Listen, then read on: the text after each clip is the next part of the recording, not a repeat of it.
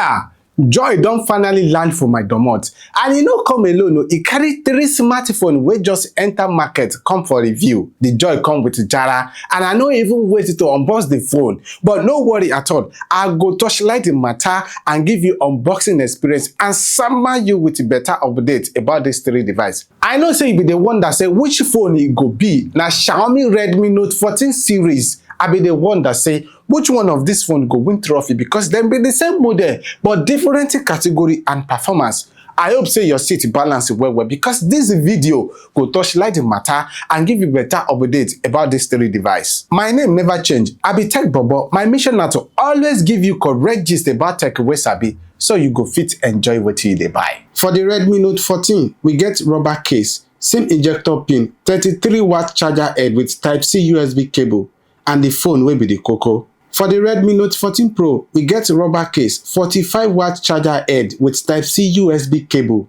and the phone wey carry us come here. Clear road for the Odogu. For inside the Redmi Note 14 Pro Plus 5G, we get the same ejector pin, black rubber case to protect the phone, with massive 120 charger head with Type-C USB cable.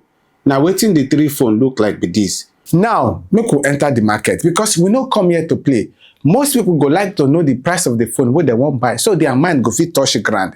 Oya make we enter the market to compare the price. If you check Jumia well, Redmi Note 14 na 234,494 and 230,800 if you dey buy from slot for the 128GB ROM. Redmi Note 14 Pro Plus dey go for 375,800 naira for slot and 385,000 for Jumia for the 256GB own.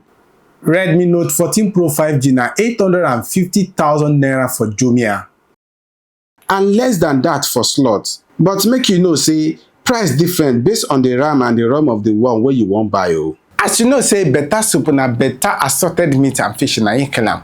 Redmi try well for the design of this series. They don put customer for mind when they make this phone. You go fit get your choice according to your price. No wahala at all. Redmi Note 14 be like half cast for the series sha, with 6.67-inch screen display with wide bezels. E dey sleek, but Redmi Note 14 Pro and Note 14 Pro Plus be like beef between Nigeria and Ghana. Them look alike also get 6.67-inch with AMOLED screen display. Redmi Note 14 Pro and 14 Pro Plus 5G come with slim bezels with super slim edge. If you look the 3 phone well, the design no be the same o. Redmi Note 14 get plastic body, 2 big camera, flashlight and 1 smallie camera. Na 2 speakers follow the phone come. One dey down and the second for the top of the phone with earphone jack. The matter different for the Redmi Note 14 and 14 Pro Plus 5G. Redmi Note 14 Pro gets 3 big camera with 1 flash and the body na plastic. E get 2 speakers, 1 for up and 1 for down, wey serve as mouthpiece. E get 3.5 jack port in case you wan use am with wired earphone. The Redmi Note 14 Pro Plus 5G stand out for the category sha. The body na leather. E get 3 camera design, very sleek with 2 speaker join.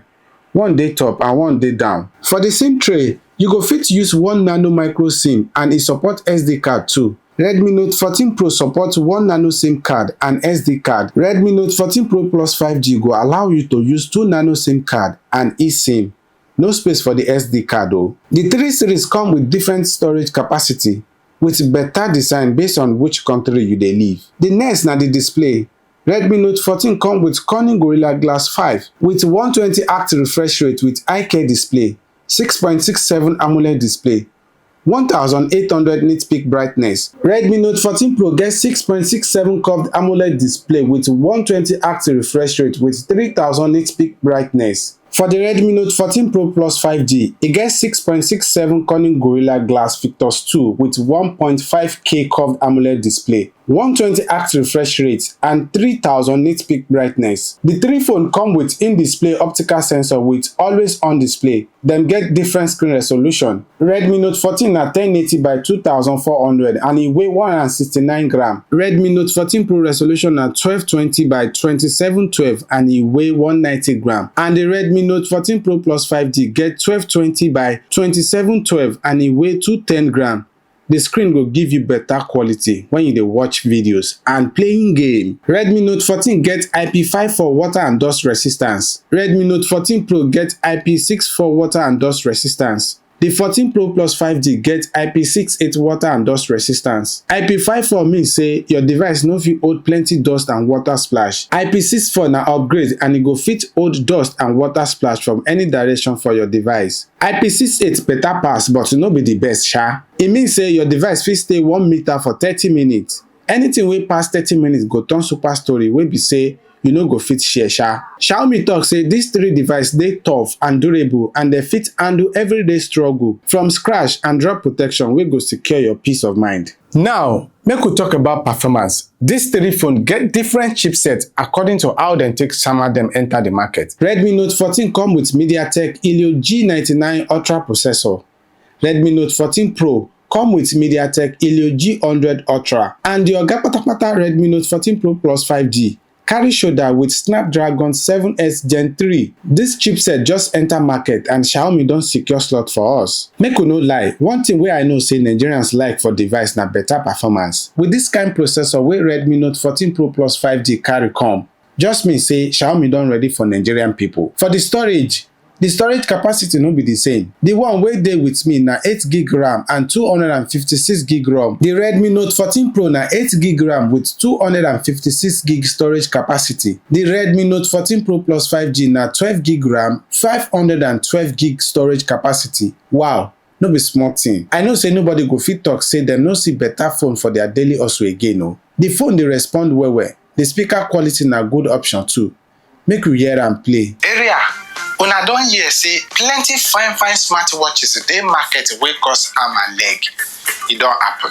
The interface na another thing wey I like about Redmi Note 14 series. E no just be like normal Android interface. The koko be say dem get high resolution AMOLED panel, 120Hz refresh rate. Xiaomi try with everything to make the Redmi Note 14 Pro Plus 5G different with everything wey come with am. E go fit multitask, the color rich if you dey watch video on top am with leather back. The 3 spec dey run on Android 14. 3 major updates dey for the Redmi Note 14 Pro and Note 14 Pro Plus 5G. Next na the AI feature. Google Gemini, AI film and AI image editing dey for the 3 series wey go assist you to do your daily tasks. You know say camera na one big part of a smartphone wey everybody dey focus on. Make we touchlight am well and see the camera quality wey this phone carry come. Redmi Note 14 get 108MP AI camera and selfie camera na 20MP. Redmi Note 14 Pro carry 200MP Pro grade AI camera with 32MP selfie camera. The Redmi Note 14 Pro Plus 5G na 200MP main camera and 20MP front camera. The Redmi Note 14 and Note 14 Pro go shoot at 720p to 1080p up to 60 frames per second, while the Redmi Note 14 Pro Plus 5G go shoot 720p to 4K from 24 to 60 frames per second. The camera go allow you adjust settings so you go fit take better pictures. Here na wetin night mode and daylight image and video look like for the 3 phone. Here na how video quality and audio quality of the Redmi Note 14 look like. Una dey feel am?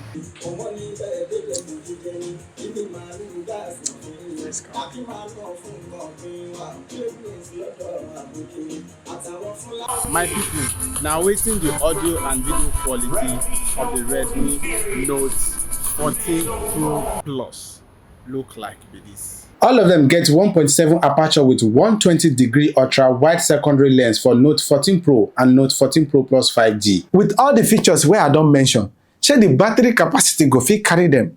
No go anywhere at all. Make we find out together. I never charge the phone since I get them and I been dey use them to get the information wey I want. The battery never disappoint sha. Redmi Note 14 na 5500 mAh with 33W turbo charging. Redmi Note 14 Pro carry 5500 mAh with 45W turbo charging. And the oga for the game, Redmi Note 14 Pro Plus 5G na 5500 mAh battery capacity with 120W turbo charging. All the 3 phones go use close to 2 hours to fully charge when you dey charge am. Here are some of the things wey I notice about this phone wey I think say not too jiggy.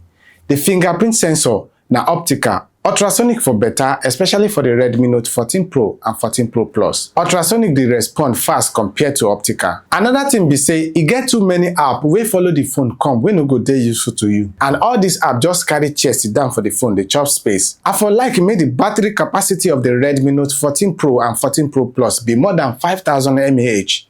Abi wetin una think about that? Aside from the small things wey I notice, Xiaomi get better lineup for the Redmi Note 14 series and we must give them their flower.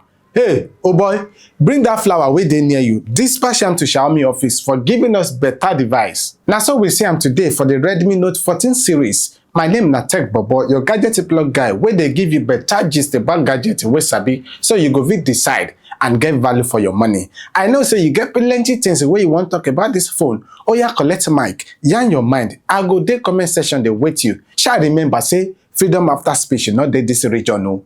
I go see you for the next video. Peace out.